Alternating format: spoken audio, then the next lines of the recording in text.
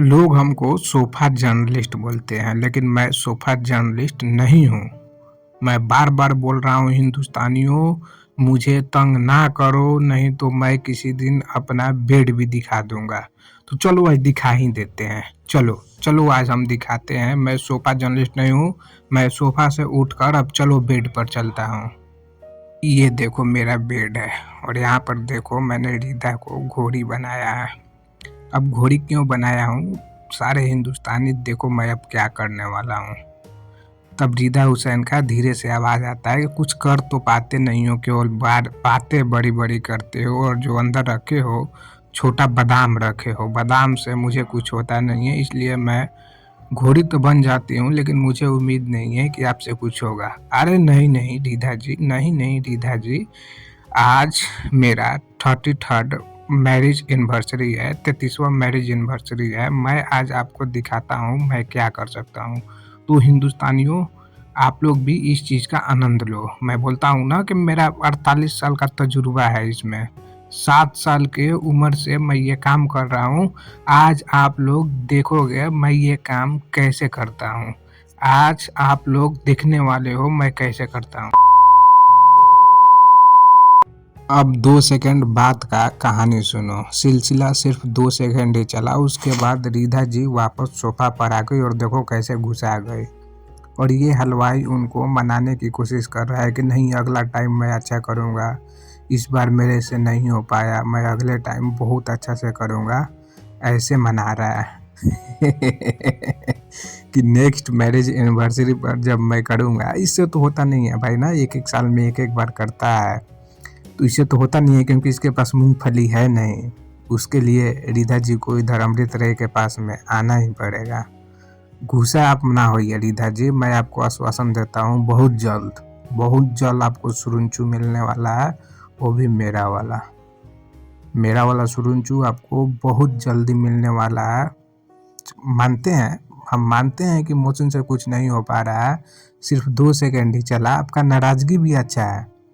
आपका नाराज़गी भी कहीं हद तक अच्छा है, क्योंकि ये यूट्यूब पर भोगता है कि मैं ये करता हूँ, मैं वो करता हूँ, लेकिन वहाँ बेड पर गया 2 सेकंड में ख़त्म कहानी। तो मैं आपका नाराज़गी बहुत अच्छे से समझ सकता हूँ।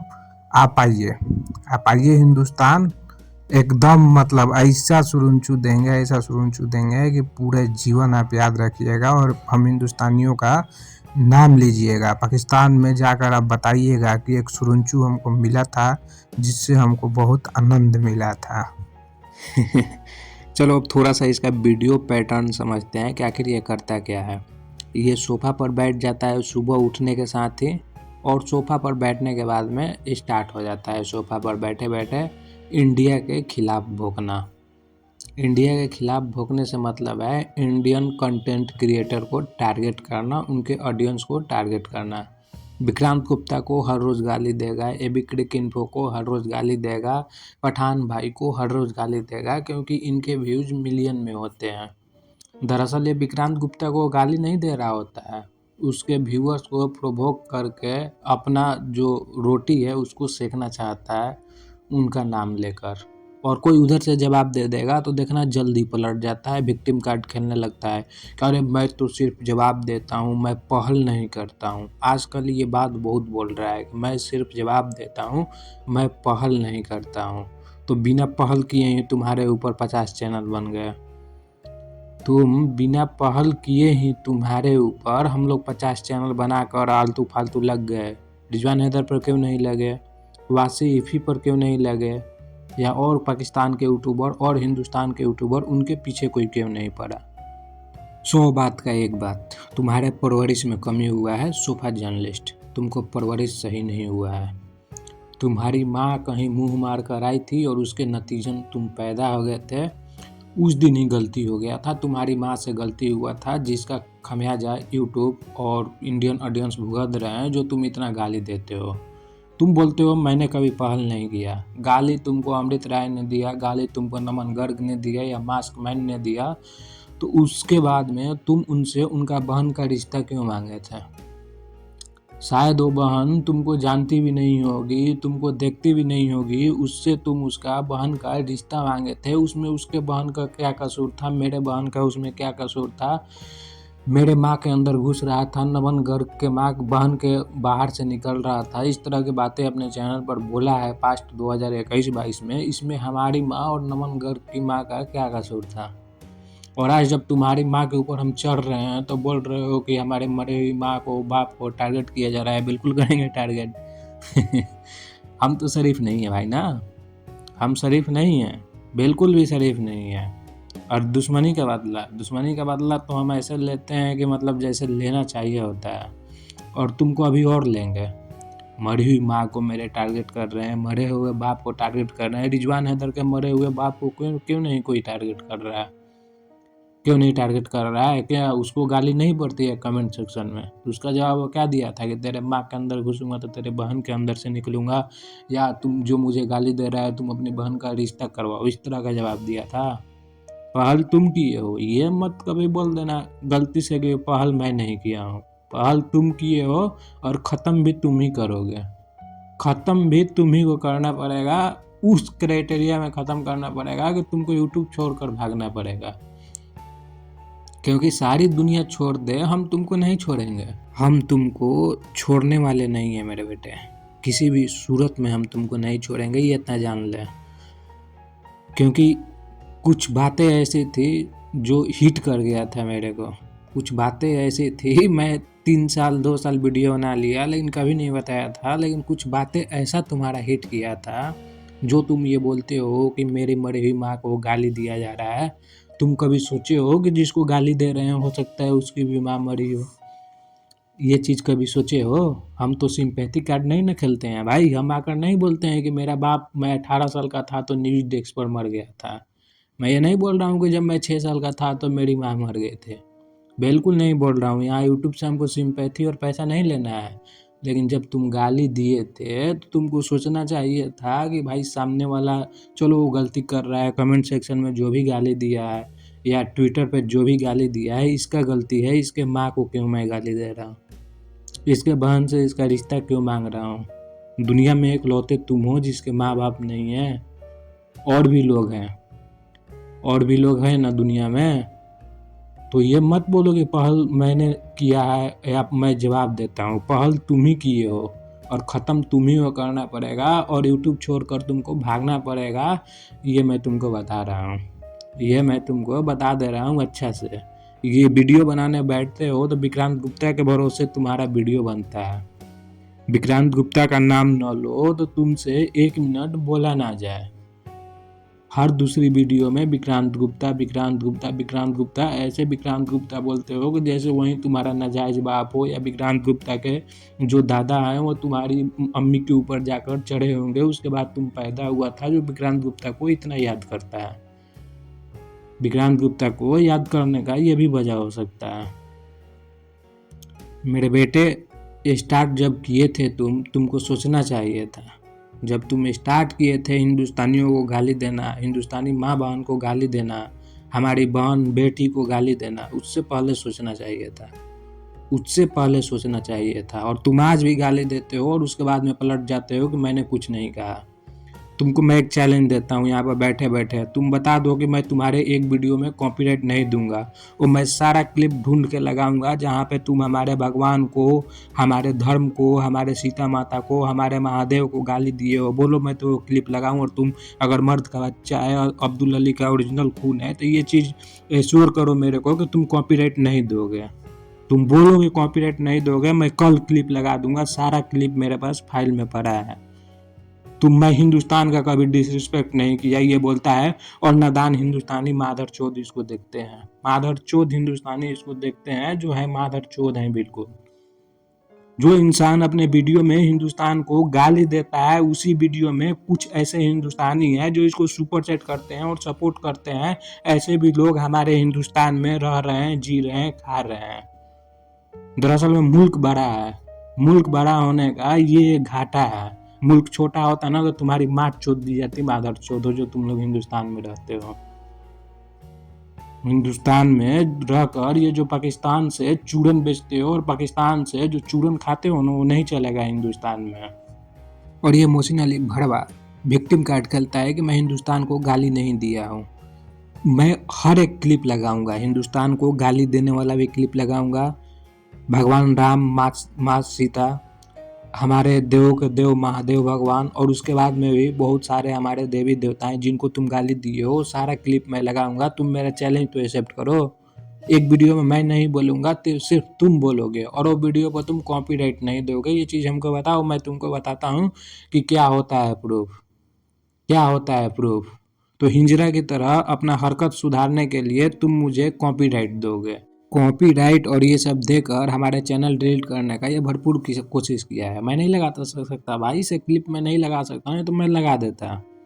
मैं कल लगा दूंगा ये क्लिप, जब बोलोगे तब लगा दूंगा। मेरे पास सारा क्लिप पड़ा है। कॉपीराइट देने से हरकत नहीं सुधरती है। कॉपीराइट दे देने से इंसान नहीं बदल जाता है। कॉपीराइट दे देने से जो तुम पास्ट में किए हो कभी चेंज नहीं होगा, कभी चेंज नहीं होगा। हिंदुस्तान को गाली नहीं दी है बेटा। हिंदुस्तान को गाली देने वाला तुम होते कौन हो? गाली अगर नहीं दिए हो तो कोई हम पर आसान किए हो क्या कि हमको गाली नहीं दिए हो? श्रीनगर हमारा है, ये बोलता है श्रीनगर हमारा है, और उसके बाद में भी वो बहनचोद कोलकाता में बैठा है दीप चौधरी, इससे बैट मंगवाया है पाकिस्तान से।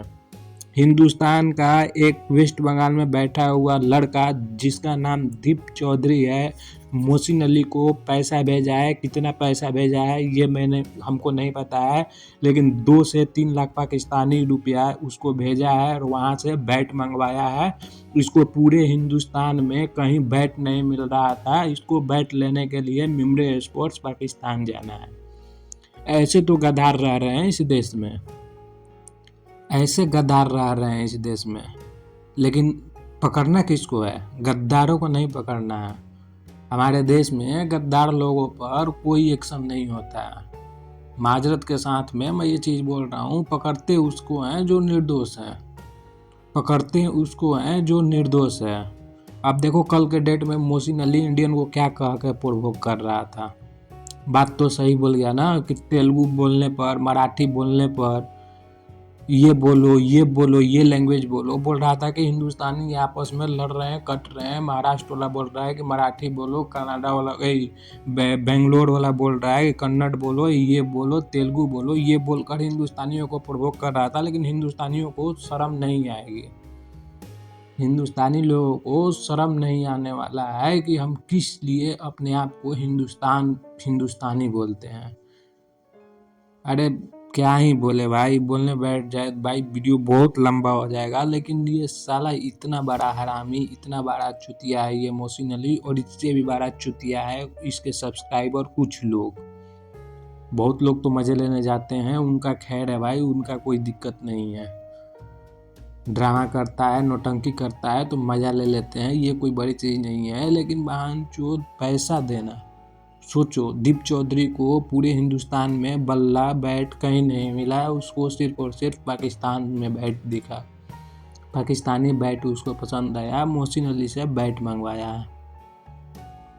मोहसिन अली से बैट मंगवाया है, चाहे जैसे भी मंगवाया हो, दुबई के थ्रू मंगवाया हो या जैसे भी मंगवाया हो, लेकिन वो बल्ला का पेमेंट कहाँ पे गया? दुबई में थोड़े गया पेमेंट, तो मोहसिन अली के पास गया, एक पाकिस्तानी के पास गया।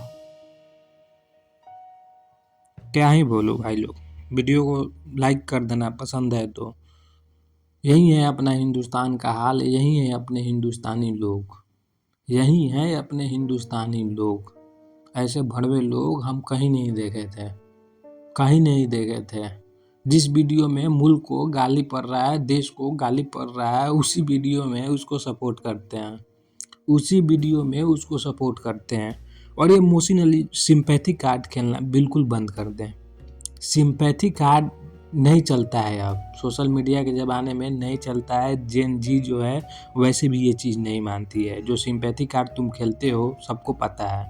कैंसर वाला से खेल लिए, अपने बाप का खेल लिए कि मेरा बाप 18 साल की उम्र में गुजर गया था, तब से कमा रहा हूँ। तो बेटा कौन कमाएगा, तुम नहीं कमाएगा तो? 18 साल में लोग एडल्ट हो जाते हैं, यहाँ लड़के 10 साल 12 साल से कमाने लग जाते हैं जिनके पेरेंट्स नहीं हैं। दुनिया में एक लौते नहीं हो जो सिंपैथी लेने बैठ जाते हो लोगों से, रोज रोज सिंपैथी लेने बैठ जाते हो। दुनिया में एक लौते ऐसे इंसान नहीं हो। ऐसे ऐसे भी बच्चे हैं जिनके माँ बाप का पता ही नहीं है, अनाथ आश्रम में रहते हैं। वैसे तो नहीं हो ना तुम, वैसे नहीं हो जो सिंपैथी तुम ले रहे हो। बाप का जॉब मिल गया था, तुमको तो लाइफ में कोई दिक्कत ही नहीं हुआ। लाइफ में तुमको दिक्कत कहाँ हुआ है? दिक्कत तो जो कंपटीशन की तैयारी कर रहे हैं वो बच्चे खा रहे हैं। तुमको तो ऐसे ही रखा रखे प्लेट में सजाया हुआ जॉब मिल गया, तो दिक्कत ही कहाँ हुआ तुमको? कहाँ दिक्कत हुआ जो अपना स्ट्रगल सबको बताते हो? नेपो किड्स हो, नेपोटिज्म वाले तुम इंसान हो, और उसके बाद में खुद को दिखाओगे कि मैंने मेहनत किया है, मैंने वो किया है। मेरे एल का मेहनत किए हो तुम, मेरे एल का मेहनत किए हो। मेरे एल का सवारी करोगे? बताओ, मेरे एल का सवारी करोगे तो ये चीज़ हमको बताना। और एक चीज़ मैं बता देता हूँ, ये बोल रहा था एक दिन कि मेरा सैलरी, वो अपना सैलरी के बारे में बता रहा था। ये कैपिटल टीवी में जब था ना भाई, इसको 35,000 हिंदुस्तानी रुपए मिलता था। 55 साल के उम्र में कैपिटल टीवी ज्वाइन किया था, और इसको पैसे कितने मिलते थे? 35,000 रुपये वहाँ पे इसको मिलते थे। 35,000 रुपये। बेंगलोर जैसे शहर में रहने जाओगे तो 20-22 हज़ार का एक BHK का फ्लैट मिलता है, जाके पता कर लेना। और मेरे पास 2 BHK का फ्लैट है बेंगलोर में। बस इतना ही बोलूँगा, तेरे सैलरी से ज़्यादा मैं अपने केवल रूम रेंट पे करता हूँ। तेरे सैलरी से ज़्यादा रूम रेंट पे करता हूँ, और मेरा उम्र तुम्हारे जैसा 55 भी नहीं है, सिर्फ और सिर्फ 28 का हूँ। सिर्फ और सिर्फ 28 का हूँ मेरे बेटे। अपने सक्सेस की कहानी लोगों को सुनाई नहीं जाती है, और गीत गाने से कि मैं ये हूँ, मैं वो हूँ, मैं ये हूँ, वो हूँ, हो नहीं जाता है, हो नहीं जाता है। तुम चूतिया थे, चूतिया ही रहोगे। चूतिया थे तुम, और चूतिया ही रहोगे जीवन भर।